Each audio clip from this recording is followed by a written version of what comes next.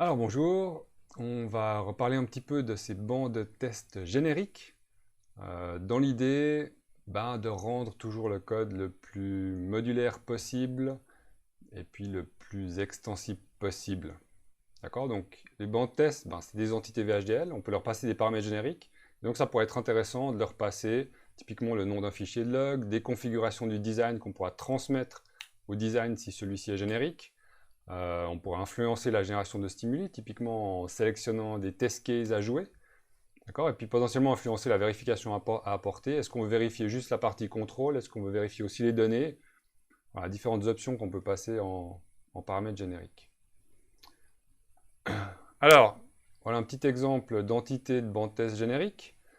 D'accord? On sait qu'on n'a pas de port d'entrée-sortie. Par contre, on peut avoir ces génériques. Ici, j'ai un config info qui sera qui est typiquement une... là, ça correspondrait un peu à un test case que je voudrais jouer. NBLice, qui est quelque chose que je transmettrai à mon design à tester. Et puis ensuite, est-ce que je veux vérifier les données? Est-ce que je veux vérifier le contrôle, le protocole? Et puis, une chaîne de caractères pour un nom de fichier, d'accord, que je pourrais passer comme ceci. Ce qui est intéressant, c'est qu'après, évidemment, je peux les utiliser dans mon test bench. Là, j'ai le nom de fichier qu'on retrouve ici. Dans un processus, là, j'affiche mes infos de configuration, d'accord, comme ceci. En utilisant le fichier de log qui aura précédemment été ouvert avec le nom que j'aurais passé de manière générique. Et puis à l'instanciation de mon design, je vais pouvoir lui passer aussi les paramètres génériques que j'aurais passé au banc de test. Ce qui est intéressant, c'est que ça permet de ne pas forcément toujours tout recompiler, mais par contre de pouvoir lancer plusieurs simulations à la suite avec ces paramètres génériques qui changent. On n'a pas besoin de recompiler pour de nouveaux paramètres génériques, on a juste besoin de relancer une simulation avec d'autres paramètres. Donc au lancement, on peut passer ça via la ligne de commande. Donc, on a vsim pour lancer une simulation. Ici, je définis que mon pas de temps, c'est de 1 nanoseconde. Je vais exécuter mon design TB, qui a été compilé dans work. D'accord? Et puis là, j'ai 3 paramètres génériques que je passe. Config info égale 1, verif control égale false, et puis le nom de mon fichier qui vaut ceci. On a le "-g", "-g", qui peut s'utiliser avec ou sans espace. C'est un peu particulier.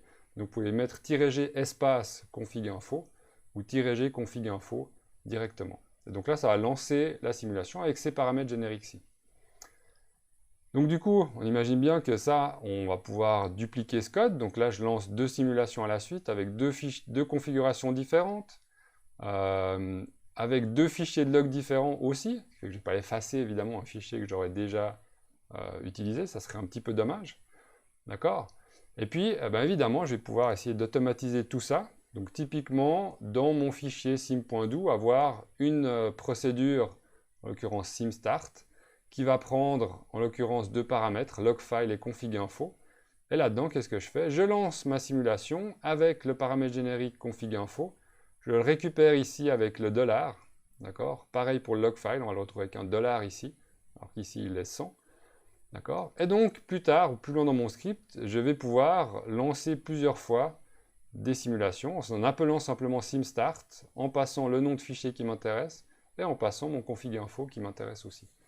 Donc là, on imagine bien que du coup, on pourrait faire des scripts avec différents test cases à lancer, différentes configurations en termes de taille de bus, nombre de données qu'on voudrait avoir en interne. Donc voilà, ces bandes tests génériques, c'est quelque chose qui vaut vraiment la peine, qui facilite la vie et puis qui rend le tout beaucoup plus agréable à tester et facilement scriptable en fait, au sens large. Voilà pour la gestion des bandes tests que je vous encourage à utiliser.